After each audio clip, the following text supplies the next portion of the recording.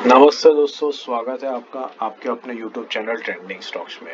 Monday का दिन 10 जून, Monday के दिन के लिए हमने कुछ स्टॉक्स को आइडेंटिफाई किया एजुकेशनल पर्पस से, जिनको आप swing trading point of view से स्टडी कर सकते हो अपने वॉच लिस्ट पे रख करके। तो चलिए क्विकली शुरू करते हैं वीडियो और एक एक करके इन सारे स्विंग ट्रेड्स को एक एक करके आइडेंटिफाई करते हैं। 2-3 दिन जैसे मैंने आपको बताया था, यहाँ पर वापस से एक बार इस वीडियो में भी आपको दोहरा देता हूँ। ये देखिए निफ्टी में अगर हम डेली टाइम फ्रेम के ऊपर देखें तो क्या हुआ है डेली टाइम फ्रेम में। आप देखिए डेली टाइम फ्रेम में ये फ्राइडे के दिन जहां पर था, ठीक है, वहां से देखिए किस तरीके का मूवमेंट हुआ है। वहां से मार्केट को ऊपर ले जाया गया एग्जिट पोल के दिन, फिर दूसरे दिन जब रिजल्ट आया तब मार्केट नीचे आया, फिर तीसरे ही दिन मार्केट ने वो पूरा लेवल रिकवर कर दिया और फ्राइडे के क्लोजिंग पर ही आ गया।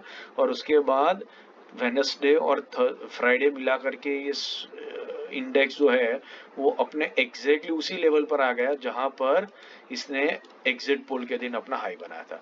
तो बेसिकली आप देख सकते हैं कि मार्केट में उठा पटक हुई, लेकिन मार्केट वहीं पर आकर के रुक गया और जो वीक हैंड्स है उनको शेकआउट कर दिया गया।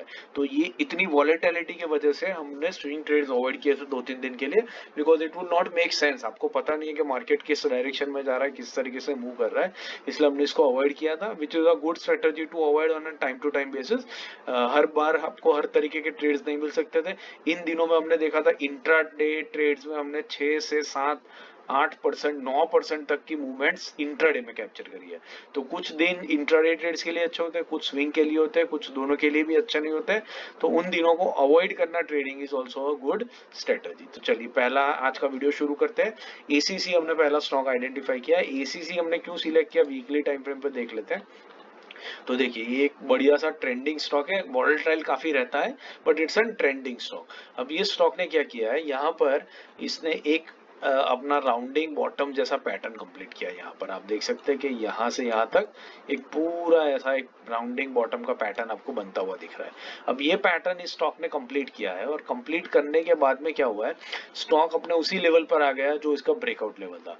और वहीं पर आप देख सकते हैं कि वहीं पर स्टॉक अपने 20 वीक मूविंग एवरेज के पास आकर के कंसोलिडेट कर रहा है। इसने रिजेक्शन लिया, 50 वीक से नीचे भी चला गया था और फिर रिजेक्शन लेकर के वापस 20 वीक मूविंग एवरेज के ऊपर वीकली बेसिस पर इसने क्लोजिंग दे दिया, जो बनता है 2465। तो हम इसको 2465 से लेकर के करंट मार्केट प्राइस के बीच में ही कहीं पर पिक करने की कोशिश करेंगे। डेली टाइम फ्रेम पे आप देख सकते हैं कि ये नीचे आया स्टॉक और फिर धीरे धीरे ये इंच अप कर रहा है, ऊपर की तरफ मूव कर रहा है। इन ऑल लाइकलीहुड ये स्टॉक यहाँ तक डेफिनेटली ऊपर तक जाएगा और यहाँ जाते ही हमारा 4-5% का जो टारगेट है वो बहुत इजीली यहाँ पर मीट होता हुआ आपको दिख जाएगा। तो ईसीसी को हम इस रीजन से पिक कर रहे हैं। इसके लेवल्स नोट कर लीजिए, 2465 से लेकर के 2499, 35 रुपीज की रेंज में हम इसको बाई करने की कोशिश करेंगे, बाइंग के मौके तलाशेंगे। 2440 के नीचे स्टॉप लॉस लगाएंगे और इस ट्रेड को आप अपने वॉच लिस्ट में रख करके 2-3 दिन के लिए ऑब्जर्व कर सकते हैं। 5% के टारगेट के लिए हम इसके अंदर में वेट करेंगे। दूसरा है एम्बर एंटरप्राइजेस। एम्बर एंटरप्राइजेस हमने क्यों सिलेक्ट किया है वो देख लेते हैं। तो एम्बर एंटरप्राइजेस भी देखिए एक ट्रेंडिंग स्टॉक रहा है और पिछले कई दिनों से, कई हफ्तों से ये स्टॉक अगेन अपने एक ऑल टाइम हाई के आसपास में, ये जो उसका ऑल टाइम हाई था यहाँ पर स्टॉक का, वहां से स्टॉक ने एक राउंडिंग बॉटम का पैटर्न कंप्लीट किया हुआ है। तो इस राउंडिंग बॉटम के पैटर्न के कंप्लीशन पर ही ये स्टॉक कंसोलिडेट कर रहा है। वॉलेटिलिटी में लास्ट वीक ने इसने ये स्टॉक नीचे आया, 50 वीक मूविंग एवरेज से सपोर्ट लेकर के बाउंस बैक किया, जो ये स्टॉक पहले यहाँ पर कर चुका था। उसके बाद देखिए स्टॉक की मूवमेंट कैसी रही है और एग्जैक्टली वही पैटर्न आपको यहाँ पर भी बनता हुआ दिख रहा है। इसने क्लोजिंग दे दी है 20 वीक मूविंग एवरेज के ऊपर में, which is a positive sign. और हम इसको अभी इसके 20 वीक मूविंग एवरेज से लेकर के करंट मार्केट प्राइस में ही बाई करने की कोशिश करेंगे। तो इसके लेवल्स नोट कर लीजिए, 3678 से लेकर के 3743 की रेंज में हम स्टॉक को पकड़ने की कोशिश करेंगे। 1.5 से 2% की रेंज है, इसमें हम बाइंग के मौके तलाशेंगे। जितना आप डीपर एंट्री ले सकोगे उतना बेटर रहेगा।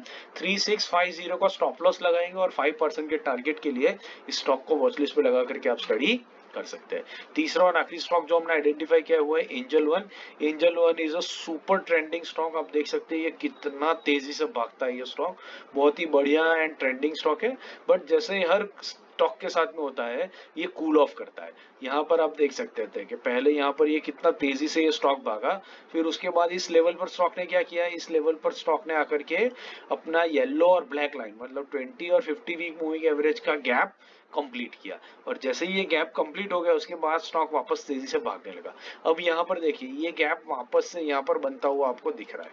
येलो लाइन और ब्लैक लाइन दैट इज 20 और 50 वीक मूविंग एवरेज के बीच का जो गैप है वो धीरे धीरे यहाँ पर कम हो रहा है। स्टॉक नीचे गया, नीचे से बहुत बड़ा रिजेक्शन लिया और 50 वीक मूविंग एवरेज के ऊपर इसने क्लोजिंग दे दिया। तो शायद हो सकता है कुछ और दिनों तक ये अपने 50 वीक मूविंग एवरेज के आसपास में कंसोलिडेट करे, बट इसने इंडिकेशन दे दिया है कि ये इसको वायलेट नहीं करेगा। जैसे ये नीचे जाता है तुरंत ऊपर आकर के क्लोजिंग दे देता है। तो 50 वीक मूविंग एवरेज और करंट मार्केट प्राइस के बीच में हम इसको बाइंग करने की कोशिश करेंगे और फिर वेट करेंगे कि यहाँ से ये स्टॉक अपनी अपर जर्नी को कंटिन्यू करे। तो लेवल्स इसके नोट कर लीजिए, 2542 जो इसका 50 वीक मूविंग एवरेज है, वहां से लेकर के 2590 के बीच में हम बाइंग के मौके तलाशेंगे, 5% का टारगेट रखेंगे और स्टॉप लॉस लगाएंगे 2520 के ऊपर, और फिर स्टॉक के अंदर में बने रहेंगे। वॉच लिस्ट पे लगा करके इसको स्टडी आप कर सकते हैं।